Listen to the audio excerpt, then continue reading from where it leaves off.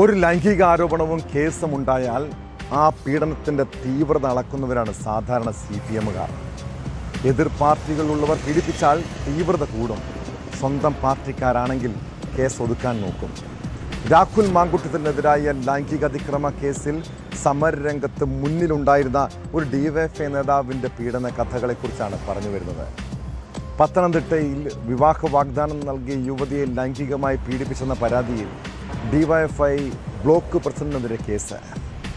ലൈംഗികമായി ദുരുപയോഗം ചെയ്തു വന്ന യുവതിയുടെ പരാതിയിൽ റാന്നി സ്വദേശി അലൻ മാത്യുവിനെതിരെയാണ് കേസെടുത്തത്.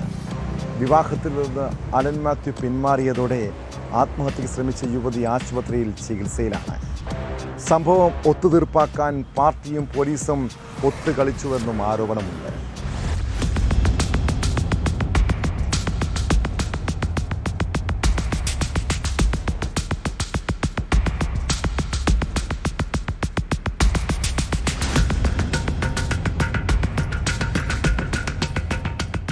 CPIM റാന്നി ഏരിയ മുൻ കമ്മിറ്റി അംഗവും DYFI ബ്ലോക്ക് പ്രസിഡന്റുമായ അലൻ മാത്യുവിനെതിരെയാണ് യുവതിയുടെ പീഡന പരാതി.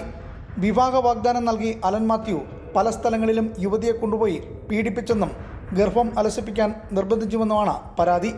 വിവാഹം കഴിക്കാമെന്ന് ഉറപ്പ് നൽകിയ ശേഷമാണ് കൊച്ചി, വാഗമൺ തുടങ്ങിയ സ്ഥലങ്ങളിലെത്തിച്ച് പീഡിപ്പിച്ചതെന്ന് പരാതിക്കാരി പറയുന്നു.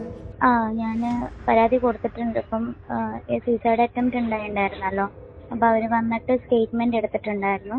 അപ്പം അതിനുശേഷം ഇന്നലെ മജിസ്ട്രേറ്റിൻ്റെ അടുത്തിട്ട് മൊഴി കൊടുത്തു. അതായത് ആള് വിവാഹ വാഗ്ദാനം നൽകിയിട്ടുണ്ടായിരുന്നു. നമ്മൾ രജിസ്റ്റർ ഓഫീസിലൊക്കെ കൊടുത്തു. അതായത് ഇന്റർകാസ്റ്റ് മാരേജ് ആയത് കാരണം രജിസ്റ്റർ ഓഫീസിൽ കൊടുത്തു. 23-ാം തീയതി വിവാഹം കഴിക്കാമെന്നുള്ളത് അതായത് പറഞ്ഞിട്ടുണ്ടായിരുന്നു. അപ്പോൾ അതിൽ നിന്നിട്ട് ആള് പിന്മാറി. ഞാൻ ഫസ്റ്റ് പരാതി കൊടുക്കുന്നത് ഫെബ്രുവരിയിലാണ്. ഫെബ്രുവരി 18-ലാണ് കൊടുക്കുന്നത്.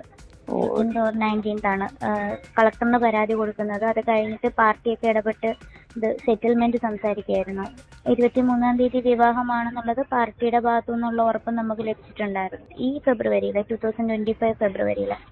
വിവാഹിതയായ യുവതിയും അലൻ മാത്യുവും തമ്മിൽ നേരത്തെ അടുപ്പത്തിലായിരുന്നു. തുടർന്ന് വിവാഹ മോചിതയായ ശേഷമാണ് വിവാഹ വാഗ്ദാനം നൽകി പീഡിപ്പിച്ചത്. യുവതിയുടെ പരാതിയിൽ പാർട്ടി ഇടപെട്ട് വിവാഹം നടത്തി കൊടുക്കാമെന്ന് ഉറപ്പ് നൽകുകയും ഇരുവരും സമ്മതിക്കുകയും ചെയ്തു. എന്നാൽ പിന്നീട് അലൻ മാത്യു വിവാഹത്തിൽ നിന്നും പിന്മാറി.